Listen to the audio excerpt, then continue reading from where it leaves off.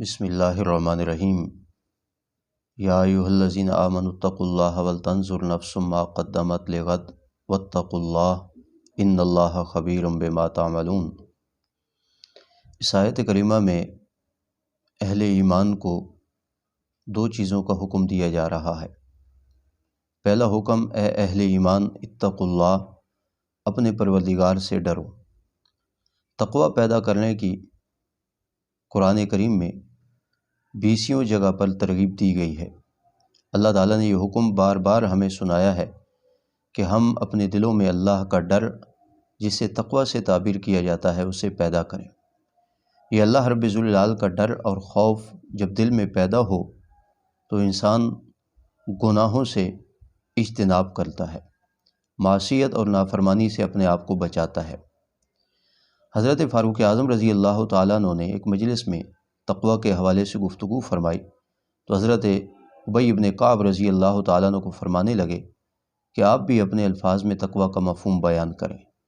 حضرت ابی بن کعب رضی اللہ تعالیٰ عنہ نے تقوی کا مفہوم بیان کرنے سے پہلے حضرت امیر المومنین سے پوچھا کہ آپ کا گزر کبھی ایسے علاقے سے ہوا ہو جہاں ہر طرف کانٹے دار جھاڑیاں ہوں اور کانٹے بکھرے ہوئے ہوں؟ تو امیر المومنین کہنے لگے کہ کئی مرتبہ میرا گزر ایسے علاقے سے ہوا ہے۔ تو حضرت ابی رضی اللہ تعالیٰ عنہ کا دوسرا سوال یہ تھا کہ آپ جب ایسے راستے سے، ایسی جگہ سے گزرتے تو آپ کی کیفیت کیا ہوتی؟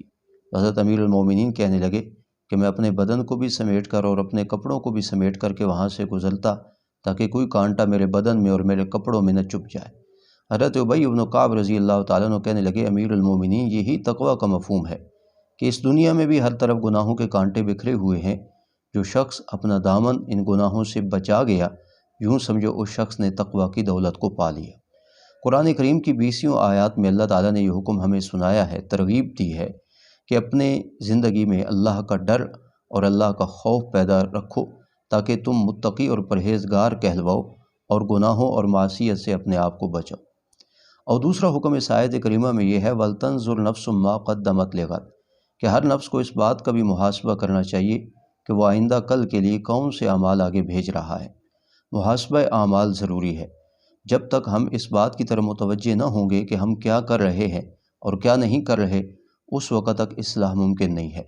ہر شخص کو اپنی خطاؤں پر اور اپنے گناہوں پر نظر رکھنا ہوگی، اور ان خطاؤں اور گناہوں پر نظر رکھنے کا سب سے بڑا فائدہ یہ ہوگا کہ ہمیں اس بات کا احساس رہے گا کہ ہم اپنے پروردگار کی نافرمانی اور گناہ کا کام کر رہے ہیں۔ اور جب ندامت اور احساس پیدا ہو جائے تو یقیناً انسان کو توبہ کی توفیق مل جایا کرتی ہے۔ لہٰذا اگر انسان بن دیکھے ایسے ہی جو کچھ کر رہا ہے کرتا رہے، گناہوں پر بار بار اصرار کرتا رہے، تو نتیجہ دنیا کی ہلاکت بھی اور آخرت کی ہلاکت بھی بنتا ہے۔ لہٰذا اس آیت کریمہ میں محاسبہ اعمال کی طرف بھی توجہ دلائی گئی ہے۔ فرمایا چاہیے کہ ہر نفس دیکھے کہ وہ آئندہ کل کے لیے کون سے اعمال آگے بھیج رہا ہے۔ اور پھر اس آیت کریمہ میں مکرر طور پر فرمایا اتقوا اللہ، اپنے پروردگار کا ڈر پیدا کرو۔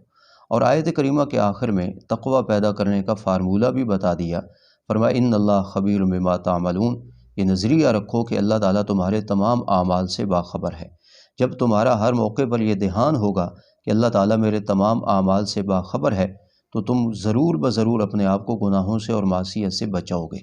یہ بات جب ہمارے دل و دماغ سے محو ہونے لگتی ہے کہ اللہ رب ذوالجلال ہمیں دیکھ رہا ہے، یا اس طریقے سے ہم اس طرف رجحان نہیں کر پاتے، تو اس کا لازمی نتیجہ معصیت اور گناہ کی صورت میں متصور ہوتا ہے۔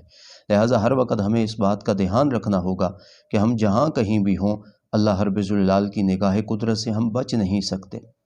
لہٰذا ہر وقت جب یہ دھیان رہے گا تو ضرور انسان معصیت اور گناہ سے بچے گا۔